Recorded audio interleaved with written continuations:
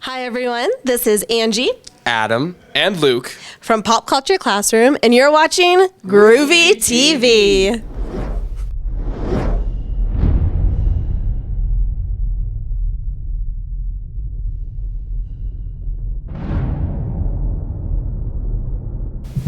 Hey, this is Groovey. I'm here with Pop Culture Classroom here in the Denver Comic-Con Secret Fortress offices of Doom. How the heck are you guys doing? So fantastic. Thank you for coming.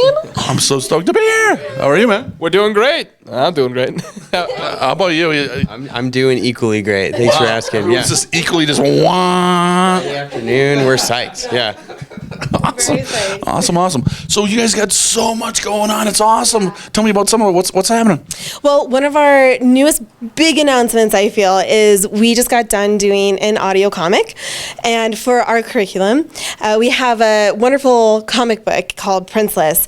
And we had a teacher kind of approach us and say, do you have anything for students who might have a little bit of a harder time reading or might be visually impaired? Mm-hmm. So Ilya was like, not at this moment. And so he kind of put a call out to Facebook and said, any actors interested in doing this? And I contacted him and we got this amazing project started, which is, I just think it's so cool and so exciting. It's really cool. I've read the comic book. I've listened to the audio a couple times. The whole thing, it's a great story. It's funny. It's cool. How did this all come about, artistically? Very long.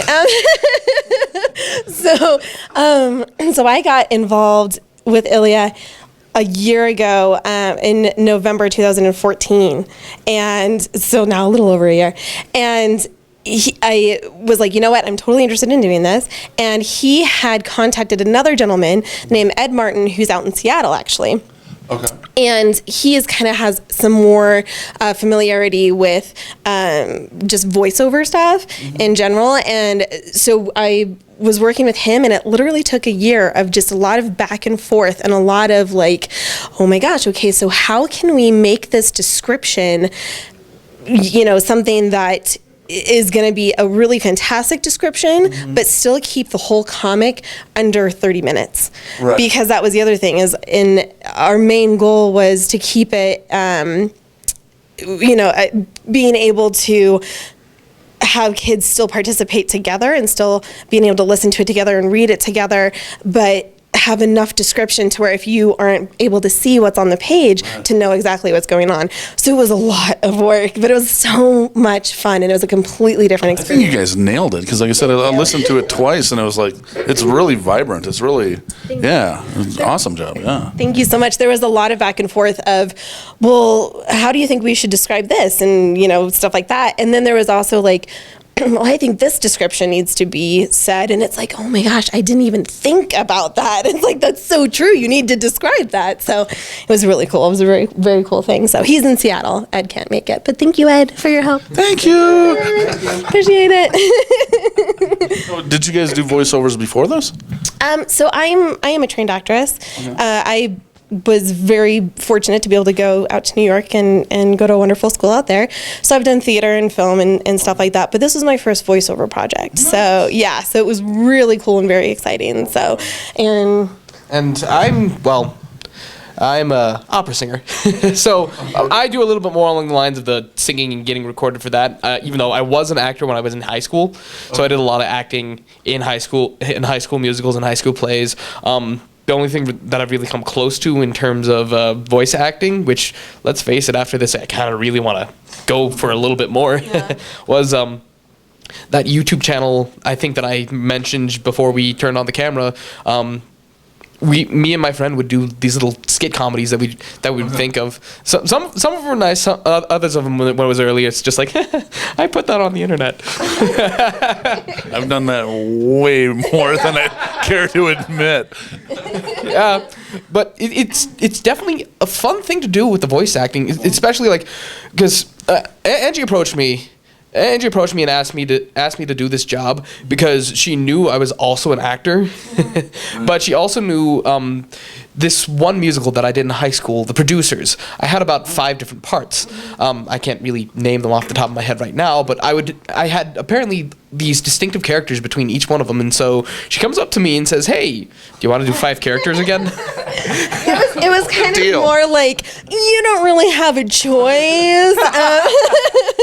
You're doing 5 I'm characters. gonna do 5 characters. Yeah, I kind of because Ed was originally going to do all of the male voices, and then Ed, we were kind of talking, and it was getting closer to recording, and he kind of said to me, he's like, I don't know if I'm really comfortable doing all of these younger voices as well, because Ed's got a very like deep male and booming voice, and so Lord Vader. right, exactly, Lord Vader, and so I was like, okay, well that's no problem. I'll find somebody, and I was sitting there and I was like, okay, who do I know who can do a whole bunch of different voices, who has great comedic timing, and I'm like racking my brain, and then all of a sudden I was like, oh my God, my brother. I was like, because he's my brother.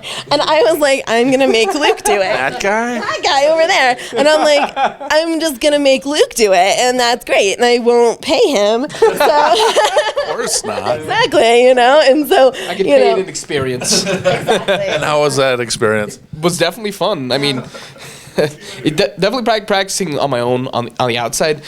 A little bit of experience. I mean, I was a little bit busy and kind of more focusing on stuff over the summer, just hanging out with friends and just helping my dad on the yard. But really, the practicing, sometimes I would read over it, but other times it really would just be developing of the character voices. I'd just be in random places, anywhere from the shower to just out in public, just kind of messing around. Showering in public? I wouldn't put it past him.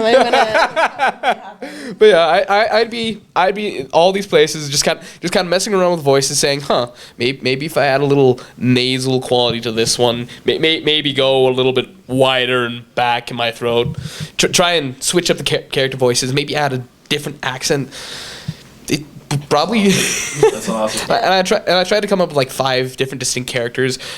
One character that I think I was a little bit proud of. Was the switch between old Wilhelm and young Wilhelm. Yeah, because that was the one that was like the most distinct between the 2 characters, because you could tell this young prince just being there, and then you got this snotty little brat. I love Prince Charming. Prince Charming is my favorite.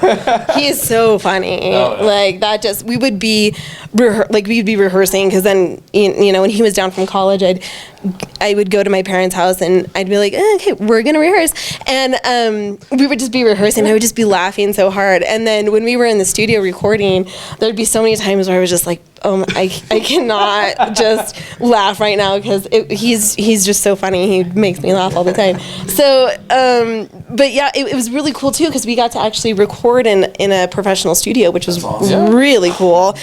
KGNU, which Sam Fuqua, our director of Pop Culture Classroom, he used to work for KGNU, Right. and they offered their space. Thank you guys so very much, and they let us come in and record, and it was really so cool, especially I know for both of us it was really, really cool. Oh, yeah. But especially for me, I definitely want to do a lot more voiceover now. I had already wanted to before I got the chance to do this. So now, after doing this, my husband and I have like sectioned out a part of our downstairs closet, and we're building it into a little sound studio. And I'm like, I'm gonna do more voiceover. Well, I'll interject my own quick little experience here. I did voiceovers for a British horror film over this year. Oh, that's so cool. Like, I have the voiceover bug like you wouldn't believe now, because it was so much fun. It was a riot. Yeah. So like I can totally understand where you guys are coming from, because once you do it, it's like, that was the greatest time I ever had ever. So much fun, and I'm gonna keep you in mind then for like future projects. I'm totally down. Groovy. We need some more voices. And I'll work at his rate. Okay, good. Yay! We're a nonprofit, so we appreciate all of the volunteers all the time. People are so wonderful. So I'll volunteer this thing, whatever. Let's get to you, sir. How do you fit into this whole spectrum of goodness? Thank you. I'm the education program manager for Pop Culture Classroom. So part of what our mission was with the comic was to convey the joy and the just fun of reading a comic through the audio version. And so as you can see by these awesome actors and their personalities, they did an amazing job of that, just by nature of who they are. But we wanted to create that because we thought, you know, for students who struggle with reading, for students who struggle with even seeing a comic book, we wanted to get that idea across, that these are amazing texts that really have a value, and they teach you things like storytelling, character development. So part of our mission with the audio comic and the reason that we work so closely together is that we paired it with our storytelling through comics curriculum, which is actually for 4th through 9th graders, and it provides them just sort of a building blocks of how to build their own comic book. Awesome. And so we have Princeless, which Action Lab Comics has been generous enough to allow us to use with the curriculum. It's a great comic book. I love it. Comic. The characters are sassy. They have fully developed personalities. It's not like just a villain and a hero relationship with like explosions. So the diversity of the comic, the depth of the comic was really enticing, and then they brought it to life, which is absolutely amazing what they created. And then we have had the chance to provide it to all of the teachers that we work with, not only the ones that we work with in outreach, but also the ones that we provide the curriculum to say, any student you have who wants to learn about comics, just find out how amazing they are, pop this thing on for 30 minutes and let them listen to it. And for those of you who haven't listened to it, or for those you have, it gives full panel descriptions, it gives the colors, it gives the shapes, the motion of the panel. So it's done fluidly, and there's no hiccups, there's no And so it wasn't just like we want them to just hear the story, we want them to see the comic as best they could through the audio, right? To imagine it, to create it in their own head, because half of the fun of comics is the things in the gutters. You were able to create that story, part of the story yourselves. Right. And so by giving students who don't have the chance to read these things or don't have the capability, we've set up a platform where we want every kid to be able to have access to comics, and we hope that we can continue to create audio comics because that is what we want to do. We want to move barriers to anybody who wants to read these texts, whether they be comics or graphic novels or any sort of book. And so audiobooks are very, very popular, but not audio comic books. So we're kind of bridging that gap and finding ways to reach new audiences with comics. So we were really excited about it, and all I can say is just kudos to them for doing an amazing job with it. Yeah. If you just read the text, it'd be like 45 seconds. It'd be like, so you got to deliver the whole experience. Right. And that was really a big challenge, and that's why it really took a year. It was literally November of 2014. I started working on this with Ed, and it went to November of 2015 to when we recorded. A little bit before November, and then with editing and all that, because that's the other thing, you have to find someone to edit it for you, which thank you so very much to our editors, Jacob Woods and Philip Hahn. I appreciate it. Thank you so much. Again, volunteers. Everyone that worked on this project was a volunteer, and they gave up so much time and was so fantastic. And I do have to also give a wonderful shout out to Adriana Coleman as well, who was Adrian, who is our heroine of the story, and she did a fantastic job. And awesome. We just had so many cool people working on it with us. Speaking of all this paper sitting here, I know. How about some sort of reading here? But I think it'd be less awkward if you helped. Cool. So I know we talked about doing, I think, starting here and then going to Cravat. I believe so. But you're... yeah, so... I love that. It's such a funny voice. So ending at that one. Yeah. Okay. Okay.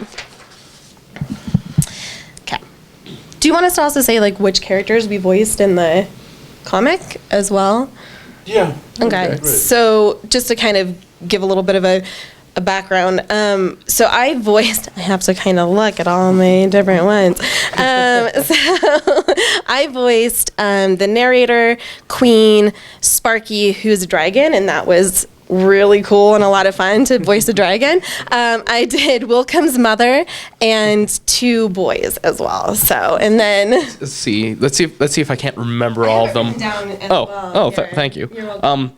I have Prince Wilcom, the guard, Prince Wilcom's manservant, the doorman, Prince Charming, and yeah, that's it. And there was also young Prince. Oh, and there was also young Prince Welcome. That one wasn't written down. It wasn't written down, but I think it was kind of implied with Prince Welcome overall. Young Prince Welcome as well. So this is going to be a little scene from the portion of the comic that is Prince Welcome's story.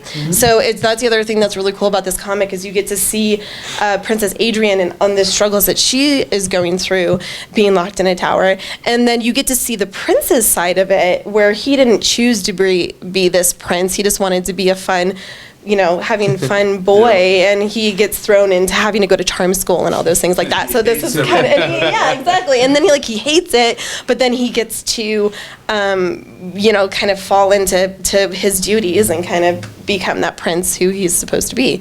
So told he's supposed to be. So it's such a cool comic to on both levels to get the female and the male side of the duties that are kind of put upon those two genders, and to have two people who are like, I didn't ask for this, but this is kind of what's happening. So I just wanted to kind of give that background. It's a cool story. I like it. So It was. So yeah, okay. It is. Cool. And scene. And scene. And ready. Okay. Ready? Go. Prince Charming yells at one of the boys who appears to be on the edge of tears. The boy's hair is flattened out. On! Off! On! Off! Oh, sorry, we started here. Oh, dang. Sorry. Whoops. Do you want to do that again? Yeah, let's Okay. one more time. They can edit. Let's try this again. Okay. Sorry, do you see that? Okay. Okay. Prince Charming yells at one of the boys who appears to be on the edge of tears. The boy's hair is flattened out.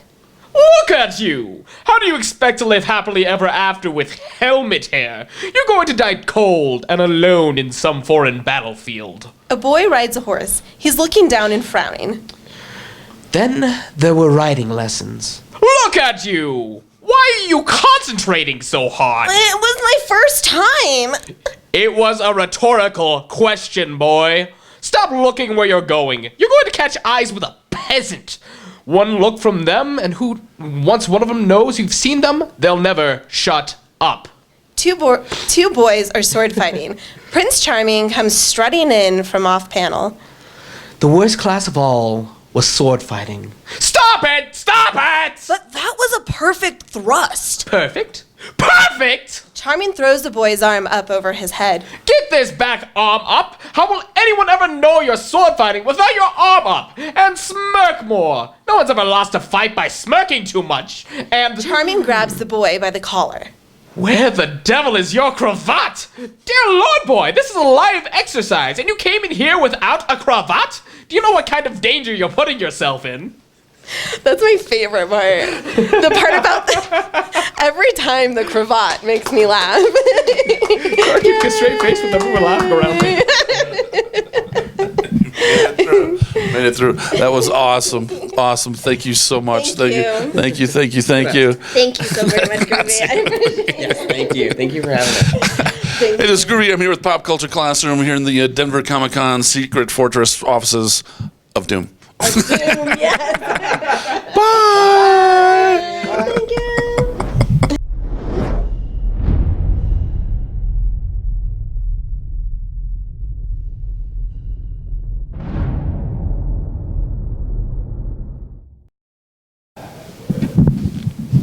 Hey, this is Groovy. I'm here with Pop